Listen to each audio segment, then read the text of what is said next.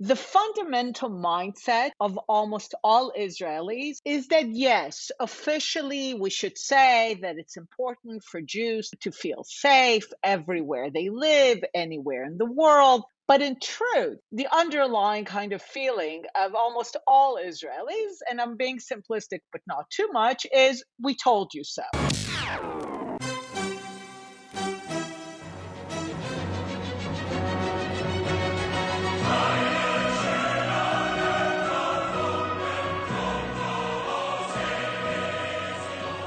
A fog of war clouds the Israeli airspace as this episode goes to press. The country's ability to secure its citizens is once again being put to the test by the more than 1,000 rockets fired by Hamas from Gaza over the past 40 hours. This reawakened quagmire sits awkwardly with the pacifying facade deployed a year ago by the Abraham Accords, normalizing ties with the select few Arab nations. A few weeks ago, France's High Court ruling in the Sarah Halimi case had the effect of reconnecting Israel's right to exist with its commitment to secure Jews worldwide. In 2017, the 65-year-old Jewish Orthodox woman was cold-bloodedly thrown out of her balcony by a Jew-baiting, Quran-chanting Frenchman of Malian origin. The French judiciary's failure to impart justice for the murder reminds the European conscience of Zionism's noble aims, thereby helping rehabilitate Israel's mission and the moral order. As the Halimi family continues a desperate search for justice and Israeli civilians undergo the heaviest rocket fire in a decade, we sit down with Simone Rodan-Benzaquen, the American Jewish Committee's Europe Director, and Einat Wilf, former member of the Knesset and author of The War of Return, a widely noted polemic on the Palestinian refugee question. This episode would have been timely if only for the ongoing spike of anti-Semitic hate in Europe and Israel's role in combating it. The escalating conflict in the Gaza Strip and around the recent evictions in Sheikh Jarra in Jerusalem have added an unfortunate newsy touch. So enjoy the episode.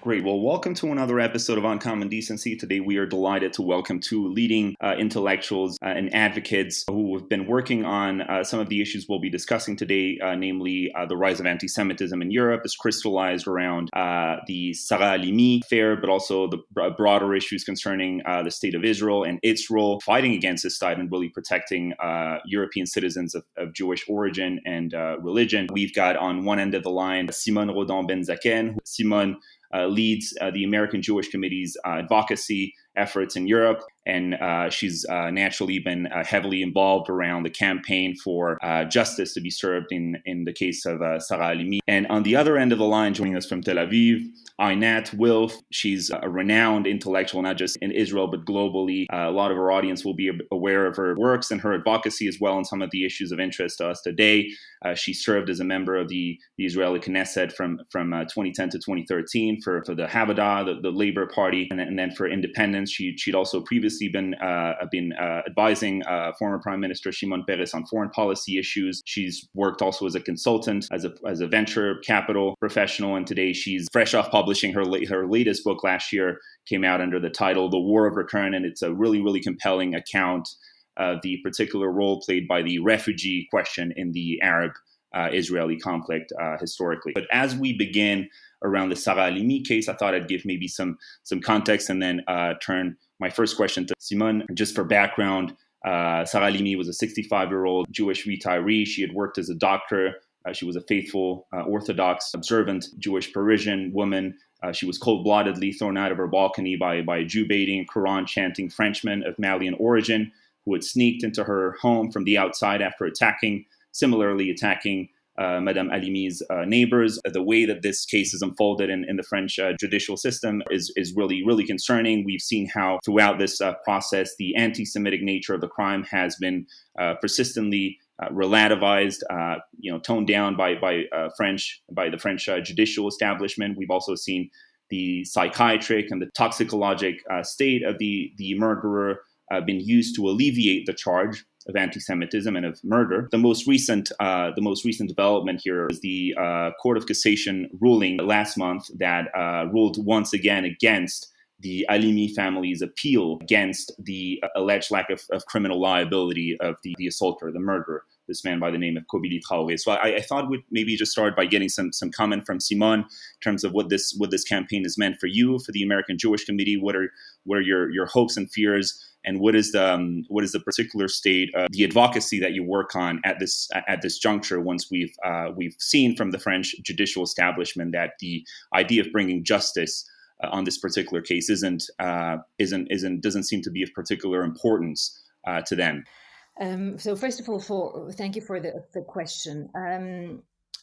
First of all, I think what is important to understand is the extent to which this case has really been a shock to many in the French Jewish community, but far beyond. I think to the French public in general, because there is definitely a feeling of leniency, there is a feeling of injustice, there is a feeling that a trial should have taken place, and that the French public has been deprived of that trial.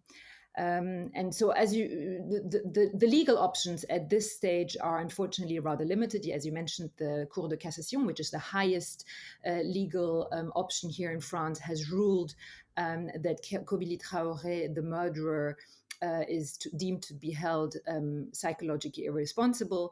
The case itself is extremely complex once you start getting into the details.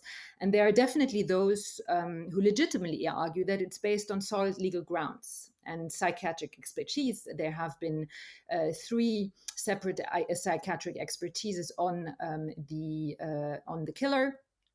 But what I would argue is that whatever there might be in terms of solid legal grounds or psychiatric expertise, I would argue that the law has turned against justice and frankly against common sense. So this is really the idea, I think, on where the campaign was based upon. The fact that we were all collectively deprived of a trial that should have taken place to help us understand what happened, how it could happen, and basically also give justice to the family itself, of course. So the legal option at this stage is of course taking it to the European Court of Human Rights.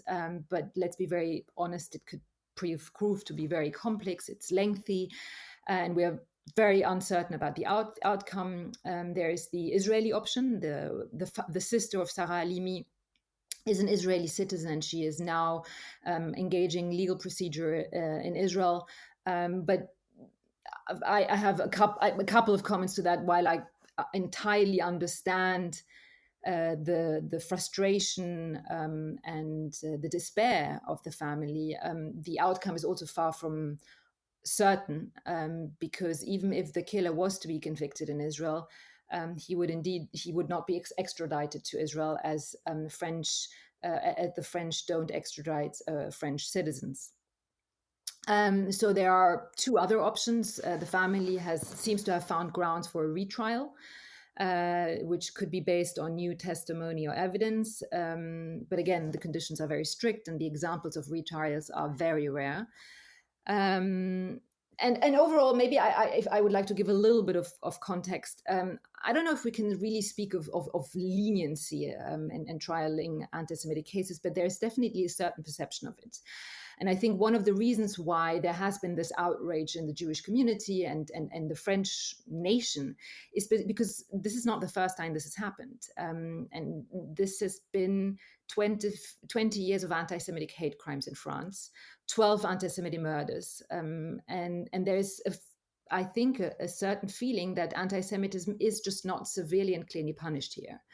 And maybe going back to the first case of an anti-Semitic murder can be in this context helpful.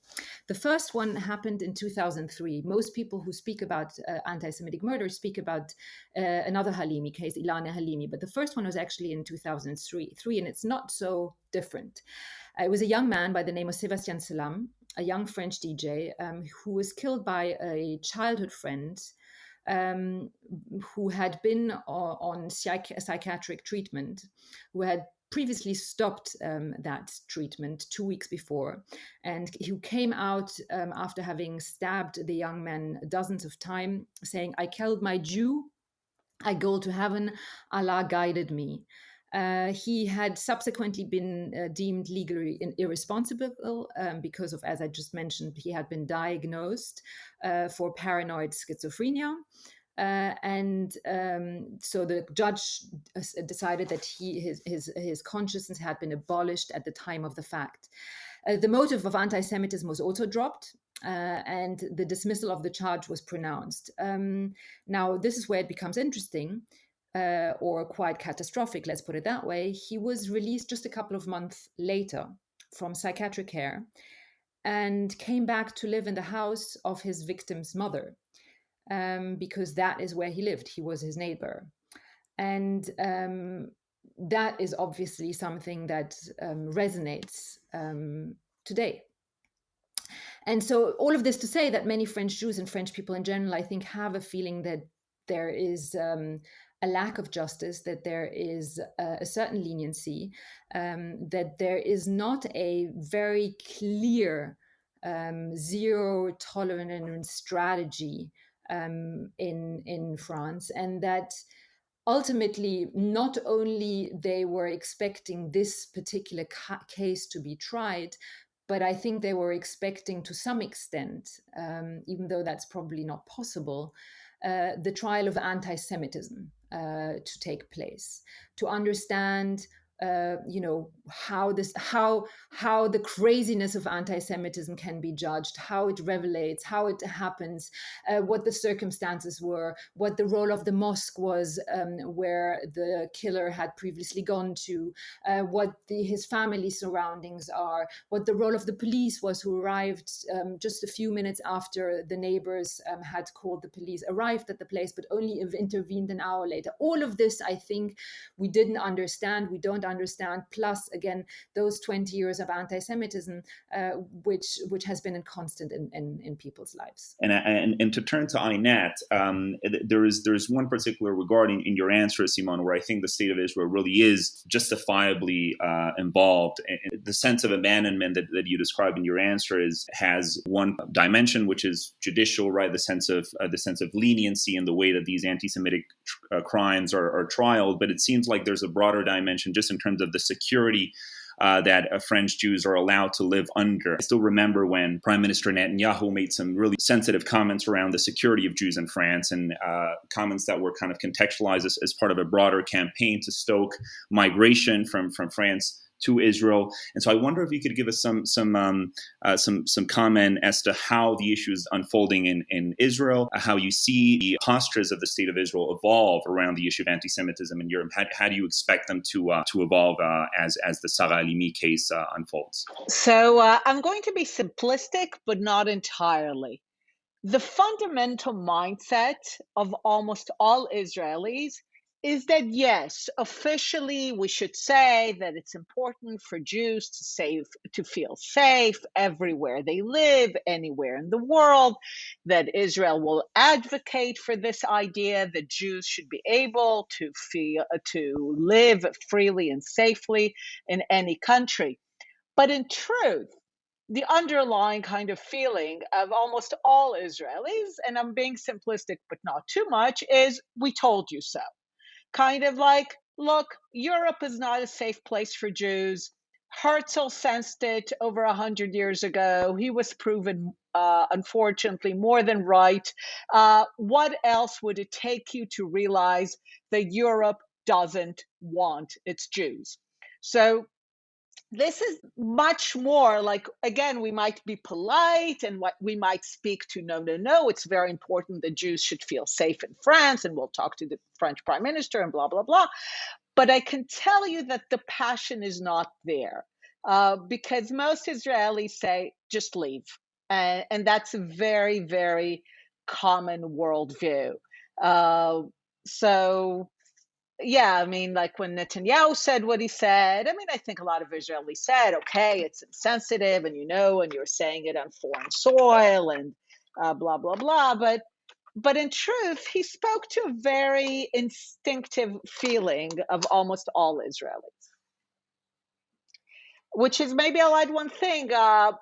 Simone went very well into the details of the case, and she said something about the vast gulf between the legal aspects and the sense of justice and common sense. This is how Israelis look at it. Israelis are like, we don't care about the legal issue, whatever. This is clearly an anti-Semitic case. What else do you need? What else do you, Jews of France, need to understand that it's over, and it's been over for a very long time? But I wonder if this particular affair is kind of changing the narrative that comes from both sides. It seems, and this is something you hear from French Jews, this particular case is holding them in between two very uncomfortable positions to hold. One of them being the very fair demand for justice, maybe even sort of symbolic recognition of being a contributor to French life that deserves recognition and quite frankly, security and justice. Whilst on the other side, and this seems to have really exacerbated by the Sarah Halimi affair, it seems like a lot of French Jews express the uncomfortable position of being caught between these fair demands of justice and the suspicion of being doubly loyal. Loyal on one hand to the French ideals of republicanism and kind of a secular state, but on the other hand, their particular advocacy around Jewish questions elevates this suspicion that in the end, these are a lot of the times these are double nationals, and so this is something that you hear. This is a particular point of concern that I think is really rising among the French Jewish population. So I wonder if your work, Simone, has unveiled this sentiment, and I wonder if to what extent this is being a function of some of the issues you pointed towards in your answer in terms of the judicial cooperation, right? Like you already have in French public debate already this notion that Israel is this sort of like extraterritorial state that has no compunction when it comes to trespassing the legal perimeters right of its jurisdiction, and that will gladly step onto French legal territory just to trial this. How are you experiencing this particular campaign? What are you hearing from members of the Halimi family or people who have just who are regularly involved in the campaign? Is there anything about the advocacy work you do that is changing as a result of the Halimi case? Listen, I mean, I think there are many questions in the question that you just asked. First and foremost, I think there is of course a very strong symbolic statement that I think was intentional by the lawyers and by the family, by taking the issue to Israel, knowing that nothing would actually legally result from it. But the idea was to say, you know what, if we don't get justice here, maybe we should get justice elsewhere.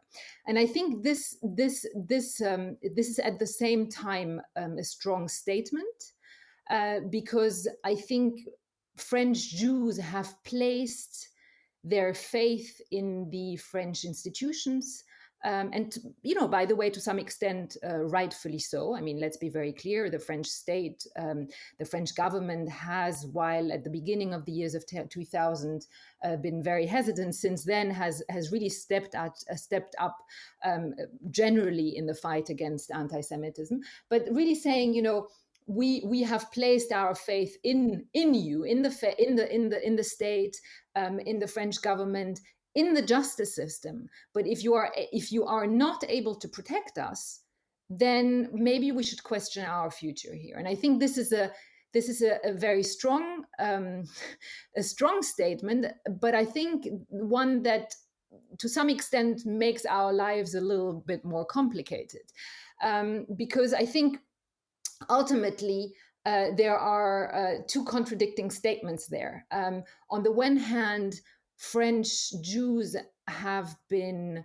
trying to convince the population that the problem of anti-Semitism is not only a problem for Jews, but it is a problem for society at large, and that it requires a common fight by the entire country, by civil society, by the governments, by political class, by the media, etc., to fight it.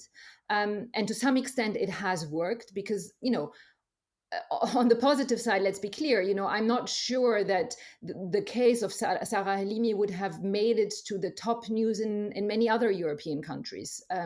It's been on the top news for weeks and weeks now, and it still continues. If I wanted to submit an op-ed today on Sarah Halimi, I would probably still get it into most of the major newspapers, because there's generally concern and interest about this issue, because there is both the understanding that anti-Semitism is a real problem here in France, not only for Jews, but for French people in general, and that this concerns society at large. So on the one hand, you have this, but on the other hand, you have exactly the contradictory message by taking the issue to Israel. And I think to some extent it illustrates the antagonism that we as a Jewish advocacy organization are experiencing here, the conflict that many Jews in France constantly have, feeling profoundly French, feeling profoundly attached to the French Republic, to the French nation, but at the same time always wondering if it's not potentially over. As Einat mentioned, most Israelis consider us to be naive and a little crazy. Maybe we are, but I think this conflict that we are constantly experiencing, and basically have been experiencing for 20 years, and now only reinforced with every anti-Semitic act and murder, is something that is still playing out. And I think it will very much depend on the answer that is given by France itself and by Europe itself more largely. Is Europe capable of sufficiently fighting anti-Semitism on every single level, judicial, police, security, societal, political? If the answer is yes, I think we'll continue to have these small struggles over the years. If the answer is no, then I fear for the worst, and maybe the Israelis are right. Thank you so much, Simone, for your answer and your testimony on what is to be a French Jew nowadays, and the complications it has, and not an easy struggle to have. I want to pivot a little bit on international relations somewhat, and onto the question of Abraham Accords, which ties in with this question of anti-Semitism in a different way, in a different region. In what unexpected ways do you expect this normalization of Israeli ties with some parts of the Arab world to rebalance the Mideastern landscape and possibly re-energize a flailing peace process, and also weaken the case for anti-Semitism in this region? Or do you think this is simply high politics between states who have common interests and are seeking to protect them and advance them together? Einat. So one of the most interesting things to happen with the Abraham Accords is precisely the fact that it did not remain just as high politics and interests. When the Accords were signed, there seemed to have been almost a concerted effort on behalf of some people to diminish them, to downplay them. In America, it could have been people, or maybe also in Europe, people who didn't want to give President Trump a clear foreign policy win. So they said, look, it's just interests. These are arms deals. The UAE is not an important country. They were never really at war. So you heard all kinds of phrases basically saying, look, guys, it's not a big deal.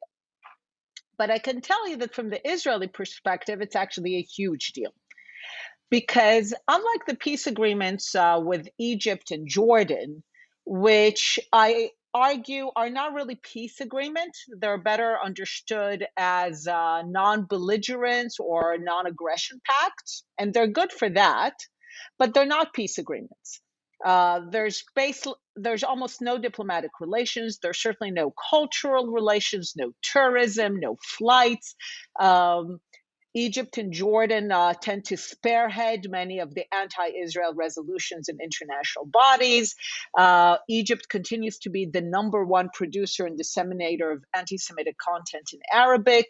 So it's not exactly what you have in mind when you say the word peace, but it's a non-aggression pact, and it's been very effective on that. What happened with the UAE and Bahrain, now it's beginning to happen with Morocco, a bit with Sudan, is that when they signed these agreements, they went all in. They didn't just say, look, we hate Iran and Israel is useful to us, but we still think that Israel is terrible. No, they actually went all in. Not just diplomatic relations, economic relations, flights, tourism, signing various agreements. And you really also feel the sense of warmth. And this is where it really becomes interesting on the Jewish issue, because it goes to a point which I think is relevant across Europe, is relevant certainly these days in the US, is the notion that you can somehow have anti-Israel or anti-Zionist sentiment and have that separate from a discussion of the relationship towards the Jews. So what you see today in Bahrain and in the UAE is that they are doing their utmost to provide a warm and open environment for Jewish life. They're renovating the synagogues. They're bringing in a rabbi. They have officials participate in their in Jewish rituals. I was on Zoom for a Bahraini Purim celebration with the ambassador. And I think it really goes to the point that says that a country that embraces Israel and embraces Zionism also embraces its Jewish population. Because when the Arab world turned anti-Zionist in the 1940s, the outcome was that they also got rid of their Jewish population. Even though the vast majority of Jews were not necessarily Zionist or active in Zionist movements, but yet the entire Arab world, all the way from Morocco into even the non-Arab world in Iran, basically got rid of its Jews when it turned against Israel and Zionism. And now you're seeing the exact opposite process when Arab countries are warming up to Israel, are warming up to Zionism, so they're also seeking to signal their warmth towards the Jewish people. And I think this really shows you that it all works together. You cannot separate the issues. And what's interesting really is that the UAE, Bahrain, they're not just embracing Israel, they're embracing Zionism. After the Abraham Accords, I was able to publish an op-ed with an Emirati young man and woman who wrote with me that they are not just proud Arabs and Muslims, they are also Zionists. And they said, we see no contradiction between being a proud Arab and a proud Muslim and being a Zionist, not just supporting Jews or having relations with Israel, actually supporting the Jewish right to self-determination. And I have a lot of Emirati friends on Twitter. Whenever someone tries to disparage them by calling them a Zionist as if it's a slur, they're like, of course, what of it? What's the big deal? Why do you think that if I'm an Arab or a Muslim, I have to hate Israel or to be an anti-Zionist? So this is very encouraging. And it's also encouraging because a country like the UAE is truly small, but it punches above its weight. Because for 10 years now, it's the #1 country where young Arabs want to come and work. It's a country that represents a functional Arab future. If you remember, after 9/11, everyone talked about the dysfunctionality of the Arab world and the development issues. And along comes a country like the UAE and says, look, the Arab future doesn't have to be all misery and illiteracy and poverty. We have gleaming skyscrapers. We have a space program. We have international museums and universities. We are what the Arab future looks like. And the Arab future includes embracing Israel, embracing Zionism. So it's a very powerful message. It's still not the dominant message in the Arab world. The dominant message in the Arab world is still that Israel and the Zionists are crusaders, colonialists, foreigners who should, they're like the French in Algeria. We're going to throw them out one day. But this is the first time we're seeing a really interesting alternative. Actually, the AJC does a lot of important advocacy work around purely Israeli questions, and I wonder how you've been tackling some of these issues yourself as the Abraham Accords unfolded. It seems like in some ways the Abraham Accords have also reframed the pro-Israel argument, right? It seems like there was a time when even surmising an even slightly pro-Israeli argument in a diplomatic context, invited just so many enemies, even in a European context, that it was very hard for organizations like yours to tie up an argument that was convincing. So in this particular context with the Abraham Accords, what are you experiencing? Is the kind of pro-Israel advocacy you carry out made easier by the Abraham Accords, and what's some of the interesting pushback you're getting from your audiences in Europe? And then after that, we'll turn to the legislative race. Thank you.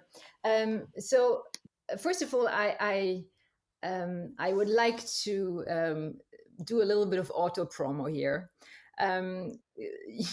You mentioned that it was unexpected. I think for us here at AJC, it wasn't so unexpected. The reality is that over the past really, nearly 2 to 3 decades, we have been working very, very hard exactly towards that goal. My colleague Jason Isaacson in particular, who of course followed the vision of the CEO David Harris, has really been a champion on this. He has traveled for decades to the Gulf, to North Africa, to countries which didn't have any diplomatic relations with Israel. Last year at our annual conference at the Global Forum, we hosted the foreign minister of the UAE. So to us, it wasn't that much of the surprise, maybe the moment, the realization, but that was something that we have been hoping for and working towards really for decades. And this is why I can actually announce it here, and it's sort of a big deal, is that we will actually soon be opening an office in the UAE. And basically the idea behind was to say that, we believe that this represents a formidable opportunity, not only for Israel, but for the region, that Israeli-Arab peace, economic, political, and cultural development can only be beneficial, and that it doesn't necessarily have to go through what many have always thought, the resolution of the Israeli-Palestinian conflict first.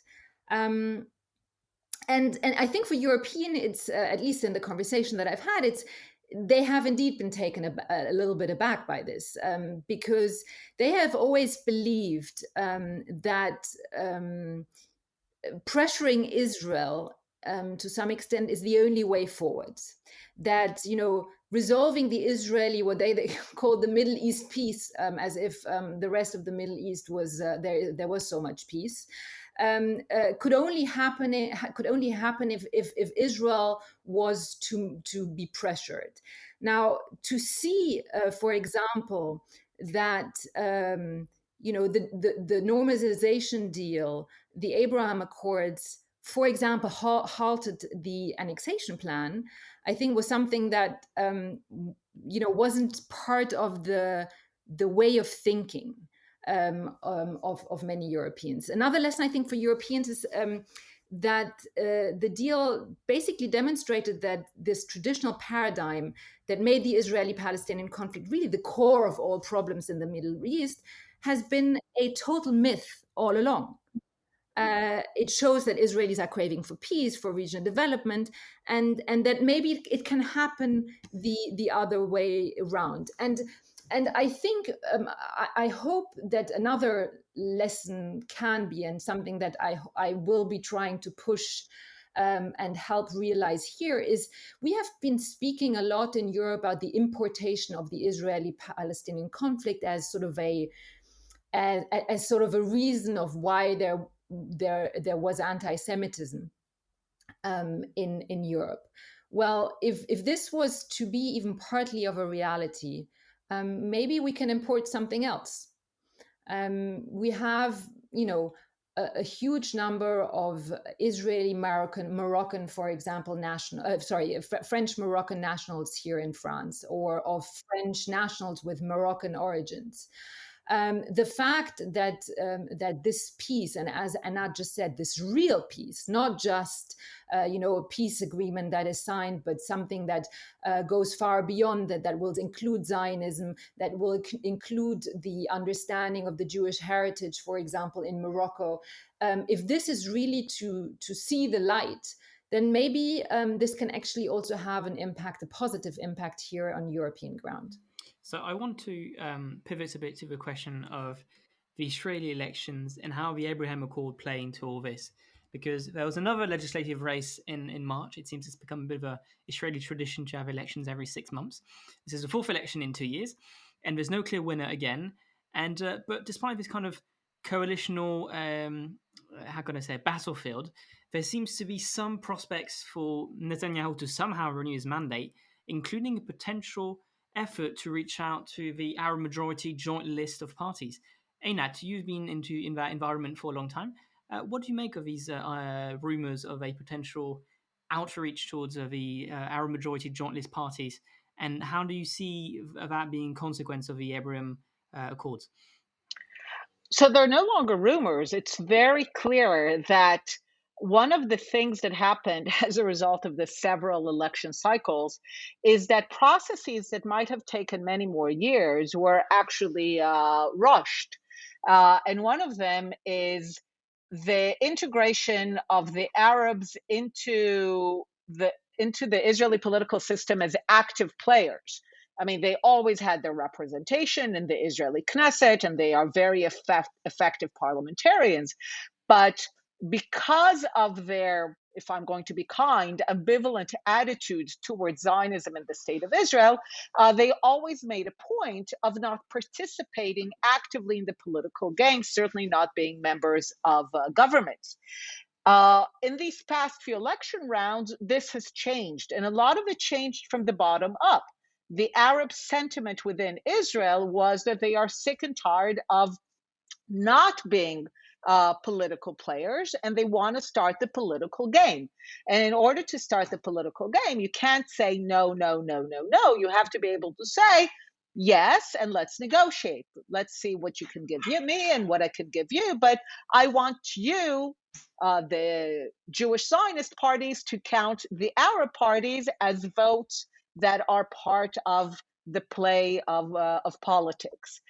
And this has changed, and certainly the Abraham Accords have played into it, from members of the Likud speaking Arabic on various in the Knesset and campaigns, highlighting the Accords. I mean, Netanyahu even said openly in various campaigns as he was campaigning among Arab citizens, he says there's no reason that it shouldn't be like Dubai here, or that we shouldn't have those kinds of relations.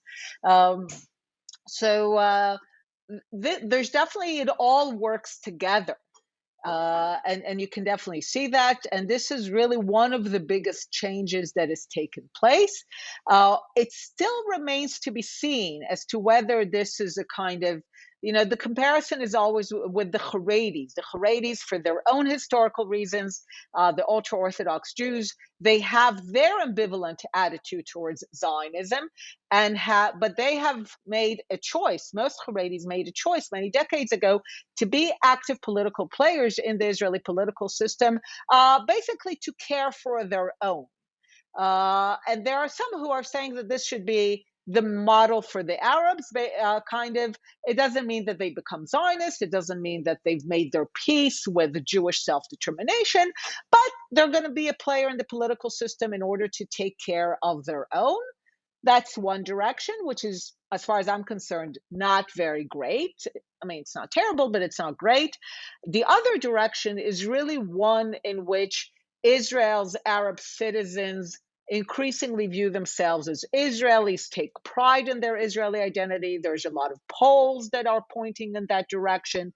This is certainly one of the reasons why Arab parties were under pressure to finally enter the game as active players. But this remains to be seen. Thank you very much. Einat, Simone, do you have any thoughts on this? And more generally, how does your work as advocacy work here in Europe is influenced by the way Israeli politics shake up? Listen, I don't have so much to say about the internal Israeli how it plays out. If I might just say, looking at it from abroad, I think it's really encouraging to see the vibrancy of Israel's democracy, and quite exasperating at the same time, as it demonstrates really the difficulty, I think, also of the Israeli electoral system. The divisiveness to some extent of the Israeli society, the difficulty in getting consensus on anything. So it's conflicting, and I think to some extent I think it plays out here as well. In some extent, people look at this a little bit at wide-eyed, really not admiring the level of democracy, particularly when when we look at the rest of the region. And I think also paradoxically to see at the other hand of what's happening on the Palestinian side. Israel is possibly heading into a fifth election in 2 years, and the Palestinians, on the other hand, haven't had any elections since 2006, and now it seems won't happen anytime soon. So I think that obviously has an impact, and the way I think Europeans look at the Israeli-Palestinian conflict, at Israel itself. And again, I think on what Einat just described, on sort of the way the role played by Israeli Arabs in Israeli society, I think on a European scale is absolutely not yet grasped or understood. Sometimes it takes Europeans quite a long time to understand developments as they happen in Israel. Wonderful. And this is a really, really useful segue into our last question, which we'll ask the both of you to be rather brief. But this particular example you give, Simone, of Europeans not yet fully tying their heads around the possibility of Arabs who are, who have fully claimed their Israeli citizenship, and they're being productive and really positive actors in the Israeli political spectrum, as Einat said, working for their own within the Israeli context. It seems like that's a good microcosm of the many, many things that we as Europeans and Westerners haven't yet fully caught up to in terms of Israel's long journey towards normalizing its ties to the rest of the Arab world, but also internally. So I wanted to get maybe some brief comment from Einat first, and then from Simone, just as a way to conclude our dialogue.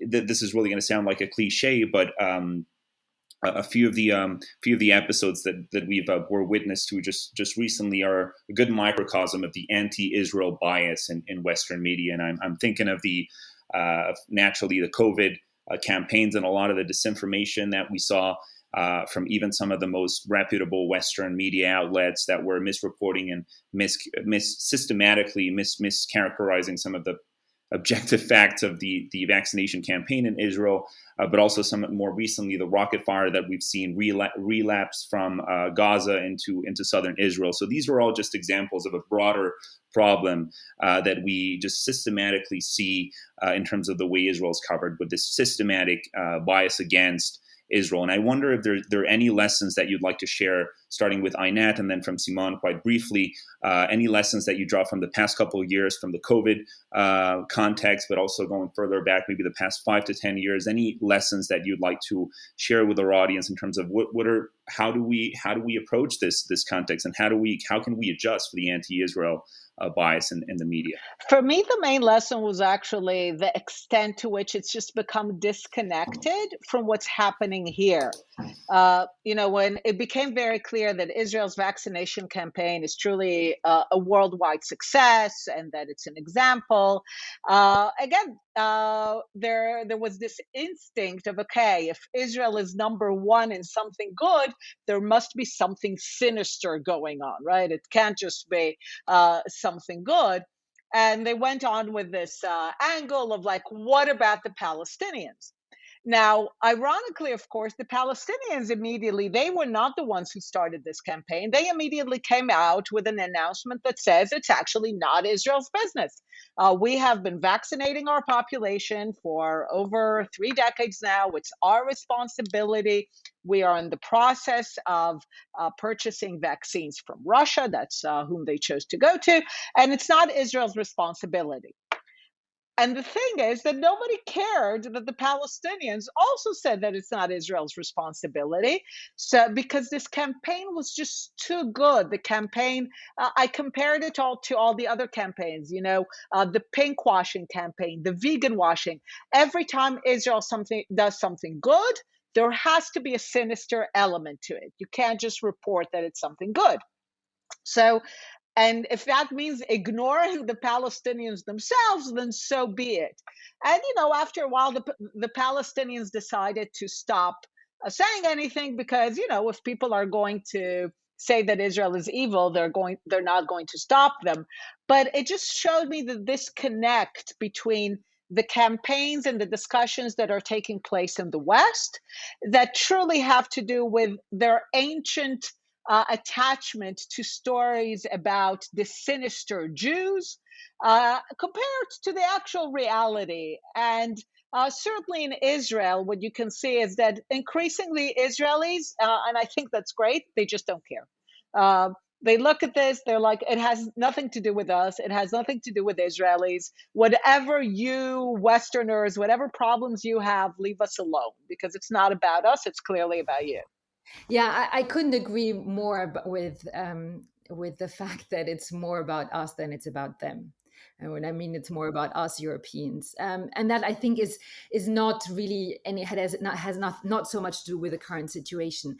I've always thought that to some extent the way that the Europeans look at the Israeli-Palestinian conflict is often to some extent they use the Israeli-Palestinian conflict as a sort of a therapy. As a collective psychotherapy that has to do with so many things, and it has to do with Europe's own historical past, from the Holocaust to, of course, its colonial past. And so, yeah, at the end of the day, unfortunately, it says much more about us Europeans than it says about Israelis. But if I may, I think. Just 2 comments. The first is, I think to some extent we are soon to commemorate the 20th anniversary of the Durban Conference, which also coincided with the collapse of the peace process and of course 9/11.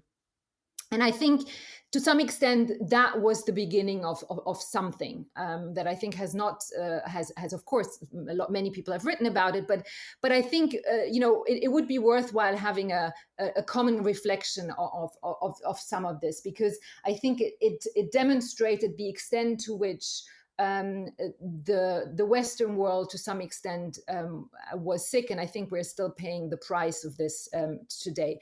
That being said, and maybe we can end on that positive note, yes, there was a lot of what you described. Yes, there was manipulation of information in media, et cetera, et cetera. But at the same time, I have to say, I have rarely seen so many positive news articles about Israel, about the Israeli example of COVID, dealing with COVID, as I have basically over the past 20 years.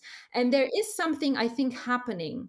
Number one, I think a growing understanding that Israel is part of the liberal world order, that Israel has a lot to bring to the table, from its capacity to, deal with crises like these, with the incredible capacity to have resilience of let's talk about the of course the terrorist attacks, but also typically this COVID crisis, and also I think to some extent a certain fatigue by the of the Israeli-Palestinian conflict, and a willingness, I think, by people to just look at Israel also in a different light, and looking at Israel as a country in itself, not just linked to the Israeli-Palestinian conflict. And I think this is, again, it's just the beginning, but I think it's starting to happen. And if I look at the articles and then compare the articles today with articles from 20 years ago, there has been change. So Einat and Simone are out. Jorge, what did you make about this very timely episode on Israel? Right. So it wasn't the timeliness of it was a little unforeseen. I mean, we had sort of conceived of this episode primarily as a way to react to the Sarah Halimi developments, right, and the rulings that have repeatedly denied the Halimi family the justice they deserve. So it wasn't necessarily an episode on Israel itself, and to the extent that it was, we wanted to relate Israel's global fight against anti-Semitism to the specific case of Sarah Halimi. And the interesting thing that happened was, I mean, obviously this episode was conceived and leading up to Yom Ha'atzmaut, which was, I think, about a month ago or slightly longer. And when we'd gotten our two guests together shortly after, Israel is back center stage in the global news cycle with this latest round of rocket fire raining down on southern Israel and beyond from Gaza. And some of the latest news that we are hearing is that the rocket fire that is being launched out of Gaza is reaching really unprecedented. Is really having an unprecedented reach into parts of Israel, into even Tel Aviv, so some of the urban hotspots north of Gaza along the coast. So this is all kind of, I think, playing out rather nicely for the episode itself. Unfortunate as the events are, I think they're going to help a lot of our audience realize the importance of the state of Israel. We even mentioned the case of the 2015 cycle of attacks that saw the Likud government have play a really hard-edged role in calling for European governments to beef up their defense of Jewish communities in their within their borders. And so it's an issue that isn't necessarily easy to discuss. There's a lot of divisions within it, but I think it was really important for us to gather Simone and Einat. And I think, as we said towards the start, it's a conversation that tends to happen on parallel tracks, right? There seems to be an Israeli conversation that rarely gets plugged into the European news cycle, and vice versa. The way that we Europeans discuss issues like the Halimi affair doesn't necessarily always take into account the way that the issue is lived in Israel. So I was really glad to be able to do this episode. And what did you think? I mean, I'm sure you've got a lot of you're following the geopolitics of this rather closely. So any reactions? Well, what is interesting is that the tensions in Palestine, in Israel, are largely first and foremost the result of local Palestinian tensions, where there was supposed to be Palestinian elections, but Hamas was expected to win. Therefore, the Palestinian Authority decided not to hold the elections, created a lot of anger. Now, obviously, there's some kind of unique Israeli policies on colonization and whatnot, which have created a lot of anger. But people are underestimating how much of it is also kind of internal Palestinian politics playing a role here. And now, I don't think I have any kind of profound insights on what's happening. It's evolving very quickly and whatnot.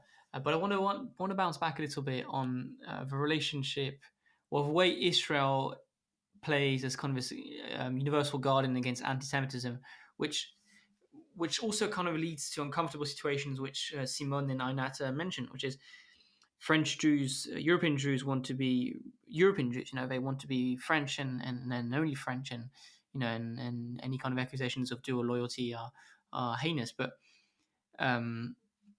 at the same time, there's always this kind of option of going to Israel, and it creates this kind of uncomfortable relationship, which is, what Einat said. I told you so. The Israeli Jews are telling the European Jews, "Why are you guys still bothering with Europe? It's too dangerous. We're not welcome." And it's an uncomfortable situation which I never really thought about. And sometimes it's much more direct. We all remember when Benjamin Netanyahu, after the Charlie Hebdo attacks in 2015, came to France and said to French Jews, come to Israel. And that didn't go very well with a lot of French Jews who feel they know they're French and they shouldn't have to abandon their country and whatnot. But it's an uneasy relationship. Obviously I understand Israel's rule, and when he took Eichmann in Israel and then trialed him, took Eichmann from Argentina to trial him in Israel, it felt legitimate. But at the same time, you also want to leave the opportunity for French Jews, British Jews to be French Jews and British Jews if they so wish. Yeah. And what is so interesting, I thought, was this in a very indirect way ties into some of the earlier topics that we touched upon in other episodes, including Napoleon and some of the changes that he brought in terms of affecting the universalistic vision of the French Republic. And I remember us having a conversation off the record just before we went live with, I think it was Adam Zamoyski, the historian, where we've got this vision in France, right, and generally I think in Europe of the integration of the Israelites, the integration of the Jews as one of the core achievements of Napoleon's vision, right, and the way that he set up the Sanhedrin and kind of having this dialogue with les cultes, with the religious communities, and that included the Jews, which is certainly a pioneering achievement when you think of I think European history as a whole, and that right then and there you saw crystallized just precisely the kind of the conflict you allude to, right? The sort of emancipationist tradition within Judaic thought, right? The idea that Jews had a destiny to live, to live integrated within the nations of Europe as rights-bearing French, German citizens, albeit with a particularistic origin and culture, but fully integrated within the national compact. And then not necessarily exclusive to that view, you saw later on in the 19th century emerge a different tradition within Judaic thought, the Zionist tradition, which advocated very strongly for a sense of national belonging, in a sense of Jewish sovereignty, and the imperative of building a Jewish homeland in Palestine. So I think it was really interesting how you just brought it back to some of the very profound contentions in European history over the issue of. Well, it's a famous quote by the early French revolutionary, le Duc de Clermont-Tonnerre: "We have to give to the Jews everything as individuals and nothing as a nation." I think that's kind of fundamentally the way we approach assimilation, the way we approach different religious cultures in France and most of Europe, which is, we deal with individuals, we give rights to individuals, we don't give rights to communities. Obviously that doesn't always fit so well with, with more called the Anglo-Saxon tradition, which is much more comfortable with giving rights to communities. But at least I think that is kind of a theory between classical French liberalism and many of the kind of approach to assimilation European countries have had for a long time. Absolutely, and I think a lot of our audience will also be mindful that some of those divisions may even play out among the guests that we had on the show. I mean, yep. From what I understand, AJC is kind of part of the ecosystem of universalistic pro-emancipation organizations that sprung in the second half of the 19th century. And I think the Alliance Israélite Universelle is somewhat part of that ecosystem. And I think these organizations keep doing the incredibly important work of advocating for a very universalistic vision of Jewish identity, and I think it's really important for our audience to understand how that sometimes can create a different viewpoints on specific issues with a different tradition that is a more sovereignist, sort of even nationalist vision of Jewish nationhood. So I was really glad that we were able to bring these two brilliant intellectuals together, and hopefully our episode will also again be part of people's news diet as we see these rockets rain down on Israel. So thank you so much for listening. But before we leave, don't forget, you can support us with so many small things like liking the show, subscribing on Spotify, rating on Apple Podcasts. All these small things really help us to make sure we keep growing our audience and make sure more people like you will be able to get our podcast.